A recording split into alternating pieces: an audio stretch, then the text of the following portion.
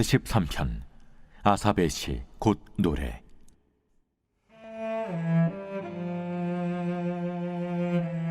하나님이여 침묵하지 마소서. 하나님이여 잠잠하지 마시고 조용하지 마소서. 무릇 주의 원수들이 떠들며 주를 미워하는 자들이 머리를 들었나이다. 그들이 주의 백성을 치려하여 간계를 꾀하며 주께서 숨기신 자를 치려고 서로 의논하여 말하기를 가서 그들을 멸하여 다시 나라가 되지 못하게 하여 이스라엘의 이름으로 다시는 기억되지 못하게 하자 하나이다. 그들이 한마음으로 의논하고 주를 대적하여 서로 동맹하니 곧 에돔의 장막과 이스마엘인과 모압과 하갈인이며 그발과 암몬과 아말렉이며 블레셋과 두로 사람이요 아수르도 그들과 연합하여 롯 자손의 도움이 되었나이다.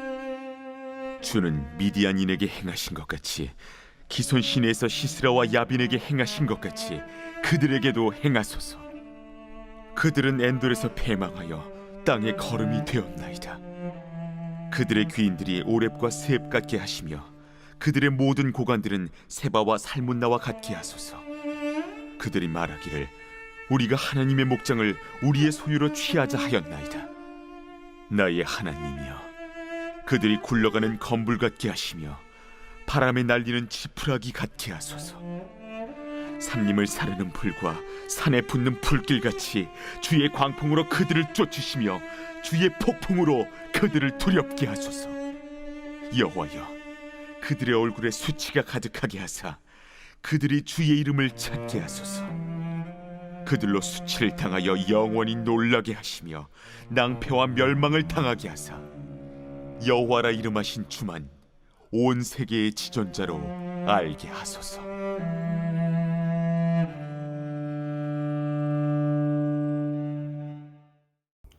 할렐루야. 오늘 하나님의 말씀은 시편 83편 1절부터 18절까지 말씀입니다. 오늘 말씀의 제목은 인생의 키를 하나님께입니다. 제 막내 아들은 로봇을 참 좋아합니다. 요즘 태권도 학원을 다니는데요. 태권도에서는 띠로 등급을 나타내거든요. 그래서 품띠라는 띠를 따게 되면은 제가 태권브이 로봇을 사주기로 했습니다. 그러자 그 다음부터는 매일 저에게 확인합니다. 근데 저한테 확인하는 게 아니라 엄마한테 얘기하는 거죠. 엄마, 아빠가 나 품띠 따면 태권브이 사주기로 했어. 그러면서 제가 들으라는 듯이 크게 얘기합니다. 그럼 저도 맞장구를 쳐주지요. 그럼 성원이가 품띠 따면 아빠가 꼭 태권브이 사줄게 합니다. 우리 막내는 아직 하얀띠입니다. 그리고 품띠를 따려면 아직 1년이 넘는 시간이 남았어요. 아이는 아직 모릅니다. 저는 시간을 번 거죠. 아무튼 아들이 로봇을 좋아하니까 주기적으로 로봇을 사서 아이의 환심을 사야 됩니다. 근데 이 아이가 어쩔 때는 조립식을 원할 때가 있어요. 그러면 조립식 로봇을 사는데 역시 조립은 아빠의 몫이고 아이는 가지고 노는 역할을 합니다. 그 역할이 바뀌지 않아요. 물론 얼마 지나지 않아서 삐걱삐걱거립니다. 아이가 제법 험하게 가지고 놀거든요. 그리고 이제 조금 컸더니 이제는 조립식 로봇을 자기도 제작에 참여하려고 이제 합니다. 쉬워 보이는 건 도전하는 거죠. 근데 아직까지는 조립이 쉽지 않은 것이 저희 막내입니다. 그래서 이건 내가 할 거야 하면서 가져가더라도 이리저리 낑낑대다가 짜증내면서 다시 저에게 요청합니다. 그때까지 제가 할 수 있는 것은요, 그저 물끄러미 지켜보는 것뿐입니다. 답답해도 지켜봅니다. 두 가지 이유가 있죠. 첫 번째는요, 자신이 뭔가를 한다고 했을 때 아무리 잘하는 아빠지만 개입하면 짜증을 냅니다. 자신이 성취하고자 하는 바가 있는데 그걸 돕는다고 생각하지 않는 거죠. 오히려 방해한다고 생각하거든요. 일단 짜증을 내니까 지켜보게 됩니다. 그리고 두 번째는요, 아이에 대한 존중이 있습니다. 하고 싶은 것을 하게 제가 두는 거죠. 충분하게 그 과정을 즐기라는 시간을 주는 겁니다.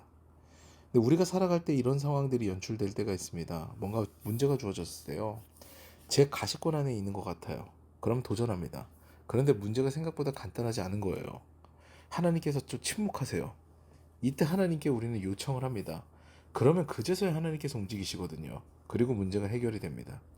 하나님께서도요, 우리가 부르짖지 않으면 개입하지 않으실 때가 많아요. 앞서 제가 느낀 두 가지 이유 중에 우리를 존중한다라는 부분이 있으시겠지요.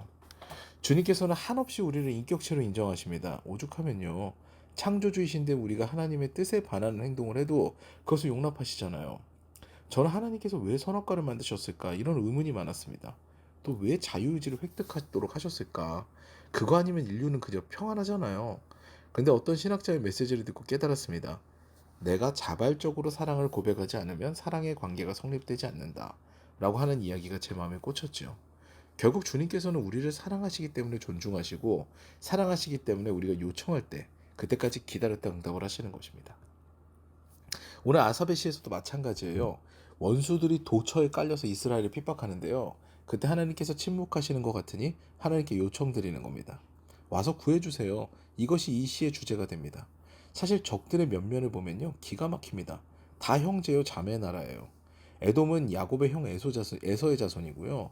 이스마엘과 하갈의 자손은 아브라함의 자손입니다. 롯 자손은요, 롯의 두 딸이 낳은 아들 암몬과 모압인데 롯은 아브라함의 조카지요. 그러니까 이들도 아브라함의 뿌리예요.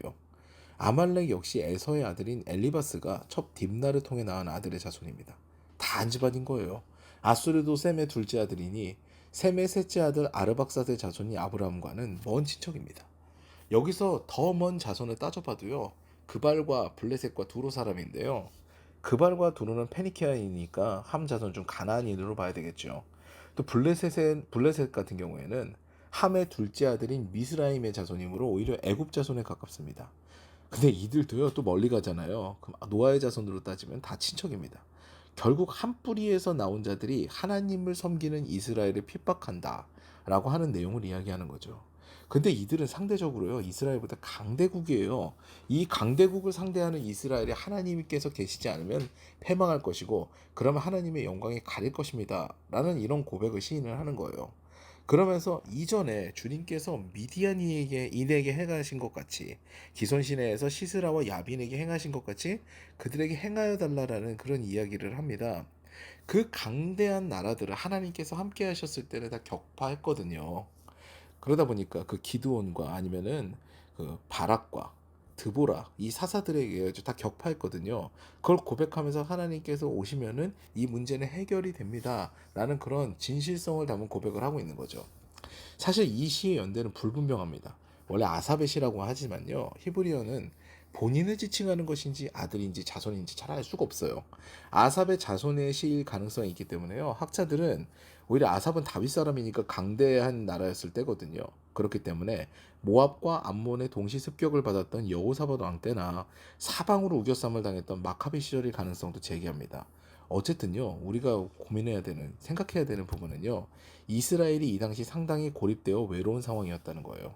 무려 10개의 나라가 주변에서 이스라엘을 집어삼키고 이스라엘을 박살내려고 합니다. 이때 하나님께 부르짖으라고 시인은 권면하는 거죠.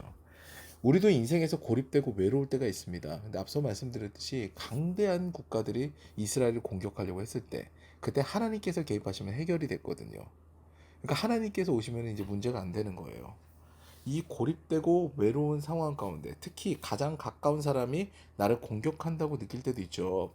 그때 내가 어떻게든 해보려고 하다가 지치는 그런 상황이 도래할 겁니다. 그런데 그때 그 위대한 하나님, 전능한 하나님을 기억하시기를 바랍니다. 우리가 요청하면요, 비로소 하나님께서는 그 어려운 관계 가운데 개입하십니다. 우리를 존중하시면서 안타까워하시다가 이제는 우리의 요청에 응하시어 문제를 해결해 주시죠.